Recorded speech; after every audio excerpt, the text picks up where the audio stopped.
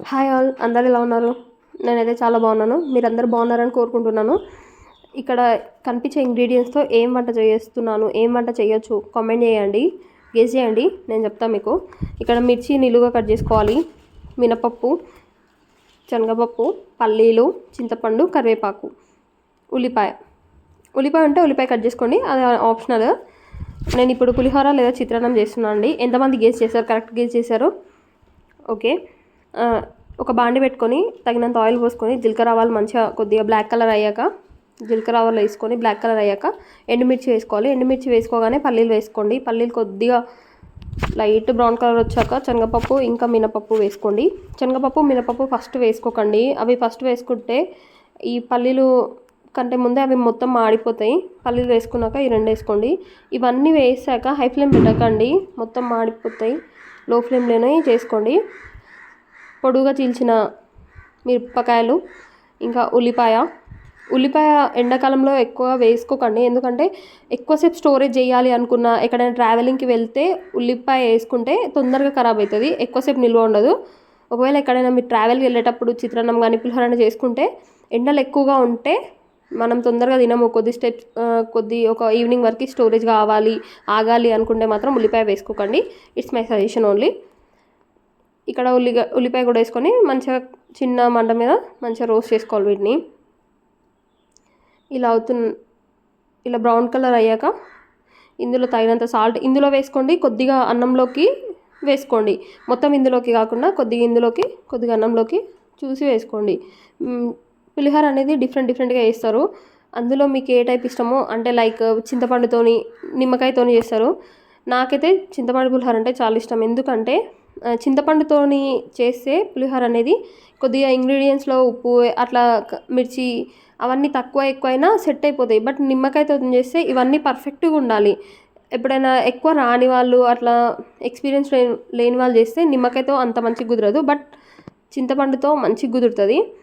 ఇంకొక నాకు డౌట్ ఏంటి అంటే, ఎందుకు చిత్రాన్నం కానీ ఇలాంటివి ఫ్రైడ్ రైస్ అలాంటివి చద్దన్నంతో చేస్తే వచ్చే టేస్ట్ వేడన్నంతో చేస్తే ఎందుకు రావు? మీకు ఎవరికైనా తెలుసా? కామెంట్ చేయండి. నాకైతే ఎప్పటి నుంచో ఉన్న డౌట్, మీకు ఎవరికైనా తెలిస్తే ఆన్సర్ చేయండి. ఇవి కొద్దిగా మధ్య మధ్యలో కలుపుకోండి. ఇక్కడ నేను అన్నం అనేది పొల్లు చేసుకుంటున్నా, పొద్దున అన్నం మిగిలిపోయింది, దాంతోనే చిత్రాన్నం చేస్తున్నా. పొల్లు చేసుకొని అందులో కూడా కొద్దిగా ఉప్పు యాడ్ చేసుకుంటూ పొల్లు చేసుకుంటూ కలుపుకోవాలి. ఉప్పు కూడా మంచిగా మిక్స్ అవుతుంది. ఇక్కడ చింతపండు పెట్టుకున్నాం కదా, అందులోంచి చిక్కని గుజ్జు తీసి దాని రసం ఇందులో యాడ్ చేసుకొని ఇది మొత్తం మళ్ళీ బాగా ఉడకాలి. అంటే ఇప్పుడు ఇక్కడ ఉన్నాయి కదా ఇంగ్రీడియంట్స్ అన్నీ, వాటికి పులుపు అనేది మంచిగా పట్టాలి. పులుపు అనేది బట్టి ఇందులో నుంచి ఆయిల్ కొద్దిగా పైకి తేలే వరకు మంచిగా ఉడకబెట్టుకోవాలి. ఇది అప్పట్లో కొద్దిగా దగ్గర అవుతుంది. ఇప్పుడు హై ఫ్లేమ్ మీదే ఉడకబెట్టుకోవాలి. మధ్య మధ్యలో కలుపుతూ ఉండండి. ఆయిల్ పైకి తేలే వరకు ఉడకబెట్టుకొని దాన్ని ఇందులో యాడ్ చేసుకోవాలి.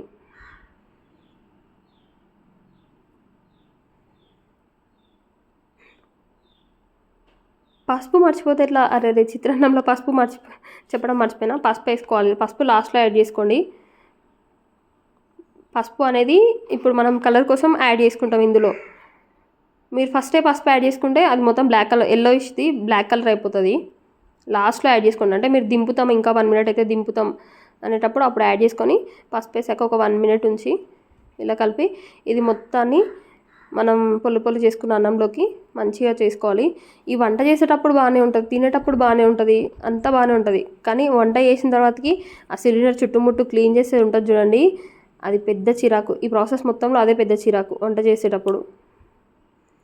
ఈ పొల్లు చేసిన అన్నాన్ని, ఇది చల్లన్నం కాబట్టి, వేడన్నం అయితే మళ్ళీ ఇది కలిపాక వేడి చేయాల్సిన అవసరం లేదు. ఇది కొద్దిగా చల్లన్నం కాబట్టి. ఇంకొకటి ఇది చలికాలం, మాకు కొద్దిగా వేడివేడిగా తినాలనిపిస్తుంది కాబట్టి మళ్ళీ స్టవ్ మీద పెట్టి ఇది మొత్తం కలుపుకొని ఒక 2-3 మినిట్స్ పాటు స్టవ్ మీద మంచిగా మగ్గించుకుంటే ఇందులో ఉన్న ఉప్పు కూడా మంచిగా యాడ్ అయ్యి కరిగి మంచి టేస్ట్ వస్తుంది. మీరు ఎప్పుడైనా పొద్దునన్నం మిగిలితే ఏం చేస్తారు దాంతో?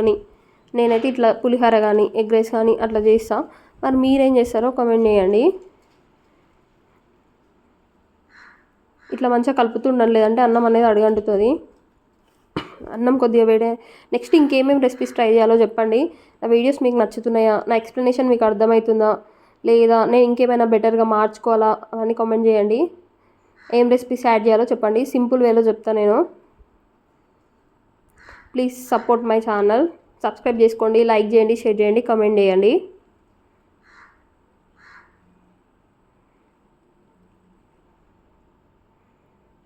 ఇప్పటివరకు సపోర్ట్ చేస్తున్న వాళ్ళు థ్యాంక్ యూ సో మచ్ అండి. చూసారు కదా ఎంత మంచి కలర్, టెక్స్చర్ ఎంత బాగుందో చూడండి పులిహోర. ఒక 2 to 3 minutes పాటు హై ఫ్లేమ్లో పెట్టుకుంటే అన్నం అనేది వేడవుతుంది.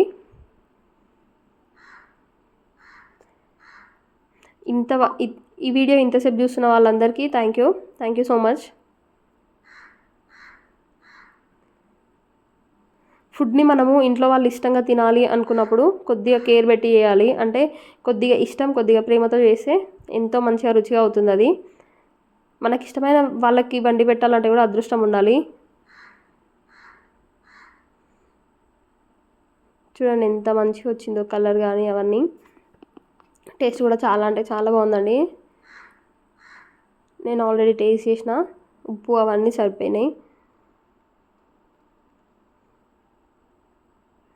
చల్లన్నంతో చిత్రాన్నం చేసుకుంటే ఆ కిక్కే వేరు. ఇదంతా ప్రాసెస్లో పెద్ద చిరాకు అంటే ఇదే. ఇంతకుముందే స్టవ్ అదంతా కడిగిన మొత్తం ఎట్లయింది చూడండి. ఏమైనా వంటలు చేసినప్పుడు దాని తర్వాత ఈ క్లీనింగే పెద్ద ప్రాసెస్ ఉంటుంది. సబ్స్క్రైబ్.